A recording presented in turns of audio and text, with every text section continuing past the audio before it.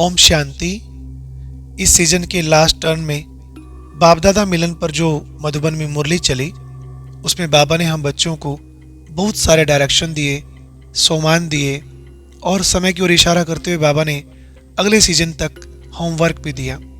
सबसे पहले बाबा ने कहा, आप ब्राह्मण बच्चे सारे सृष्टि रूपी वृक्ष के टाल टालियों और पत्तों की पालना करने वाली पूज्य आत्माएं हो। ड्रामा में आप जैसा पूजन व गायन और किसी का नहीं होता, तो ये नशा रहना चाहिए कि मैं पूर्वज सबको सकाश देने वाला हूँ। फिर बाबा ने कहा, आज से कोई भी आपको मिले तो उन्हें आप द्वारा अपनेपन का अनुभव होना चाहिए। अभी बाप सभी बच्चों का यही रूप देखना चाहते हैं, क्योंकि सब भक्त आपको पुकार रहे हैं, हमारी रक्षा करो। क्या आपको उनकी पुकार सुनाई नहीं देती? बाप को तो बहुत सुनाई देती है। फिर बाबा ने कहा, इसके लिए हर एक बच्चे को एक बात जरूर ध्यान में रखनी है। वो क्या? बाबा ने कहा, अब समय समाप्ति की ओर जा रहा है, तो आपको क्या करना है? समय को समीप लाना है। और ये काम अकेला बाप तो नहीं करेगा, क्योंकि बाप के साथ आप बच्चे भी हो। तो अब समय को समीप लाने की डेट को फिक्स करो। इसके लिए एक बात हर एक बच्चे को ध्यान में रखनी है, और वो ये कि जैसे बाप दादा सभी बच्चों को श्रेष्ठ स्वमानधारी रूप में देखते हैं, ऐसे आप भी अपने को उतना ही श्रेष्ठ स्वमानधारी समझकर चलो। सारा समय कोई ना कोई सेवा में बिजी रहो। बाबा ने कहा, इस बात में अटेंशन प्लीज। इसमें कभी कभी नहीं कहना, भले सेवा तो सब बच्चे करते ही हैं, लेकिन सेवा करते हुए एक बात में सब बच्चों को विशेष अटेंशन रखना है, स्वयं भी संतुष्ट रहना है और जो सेवा के साथी बने हैं उनको भी संतुष्ट रखना है।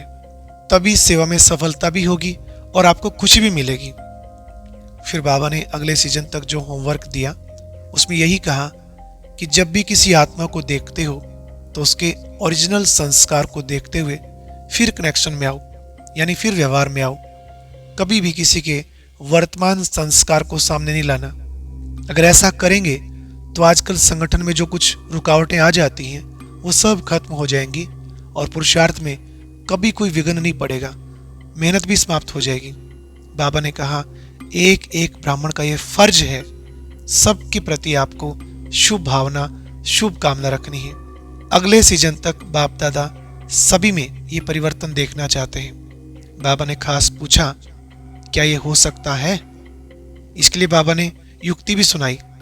रोज रात को सोने से पहले, बाप दादा को गुड नाइट करने से पहले अपने सारे दिन का पोतामेल जरूर सुनाओ। चाहे अच्छा किया, बुरा किया, जो भी हुआ, वह पोतामेल बाप को जरूर दो और अपनी बुद्धि को खाली कर दो।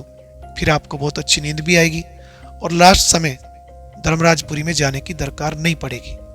अगर इस मुरली का पूरा सार निकालें तो बाबा ने यही कहा, एक तो अपना स्वमान सदा याद रखो कि मैं पूर्वज हूँ और पूज्य हूँ। दूसरा, सदा सेवा में बिजी रहो और जिनके साथ भी सेवा करते हैं, व्यवहार में आते हैं, उन आत्माओं के ओरिजिनल संस्कार को ही देखो, वर्तमान के मिक्स संस्कार नहीं देखने।